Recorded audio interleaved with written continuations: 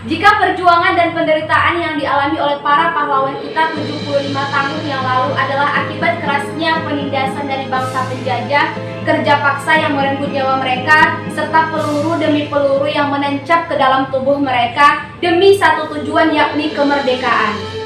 75 tahun yang lalu, impian dan harapan para pahlawan kita adalah menjadikan Indonesia menjadi negara yang aman, damai, serta rakyatnya sejahtera.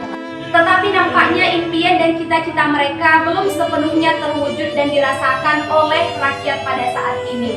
Penderitaan dan perjuangan rakyat hari ini memang bukan untuk melawan penjajah, tetapi melawan bangsa sendiri. Kemerdekaan tak lagi dirasakan kecuali oleh segelintir orang. Keadilan semakin tajam ke bawah dan tumpul ke atas, serta kebebasan mulai menghilang. Negara yang katanya menganut sistem demokrasi, tetapi realitanya adalah kapitalis, di mana di negeri ini orang yang kaya akan semakin kaya dan yang miskin akan semakin miskin. Para pemimpin kita hanya sibuk mementingkan diplomasi dengan negara lain untuk mengangkat orang-orang di sekitarnya untuk menduduki kursi-kursi penting di negeri ini.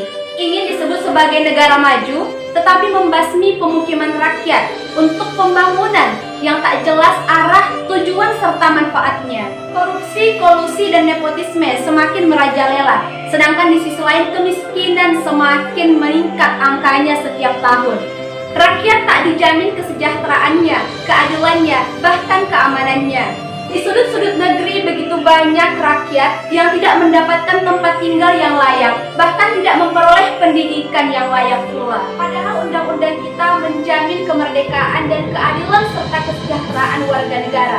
Pasal 31 ayat 1 menjelaskan bahwa setiap warga negara berhak untuk mendapatkan pendidikan, dan pasal 34 ayat 1 bahwa fakir miskin dan anak-anak terlantar dipelihara oleh negara. Negara yang dalam salah satu butir dasar negaranya menyematkan kalimat keadilan sosial bagi seluruh rakyat Indonesia. Tampaknya redaksi kata-katanya saat ini telah berbeda menurut realitanya, bahwa keadilan sosial hanya dirasakan oleh segelintir rakyat Indonesia. Hari ini kita bisa melihat dengan jelas banyaknya terjadi kesenjangan sosial dan bahkan ketimpangan kelas yang sangat jelas. Segelintir orang menikmati uang jutaan bahkan miliaran, sementara masih banyak orang yang kesusahan untuk memenuhi kebutuhan pokoknya sehari-hari. Istana-istana dan gedung-gedung mereka dibangun dengan biaya yang besar, padahal hanya ditempati sebentar saja. Sementara di saat yang sama, banyak orang yang kehilangan tempat tinggal akibat bencana alam, kemiskinan. Simpanan mereka di bank begitu banyak, sementara di sisi lain banyak manusia yang kantong-kantongnya tak kunjung berisi barang sehari pun. Di mana lagi keadilan hendak dicari apabila di negeri sendiri kita hanya menjadi orang asing? Kepada siapa lagi rakyat akan mengadu apabila suara kini hanya terdengar sebagai nyanyian syahdu?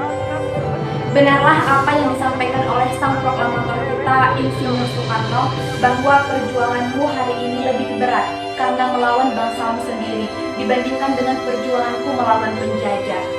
Dirgahayu Indonesiaku, langkahku abadi bersamamu.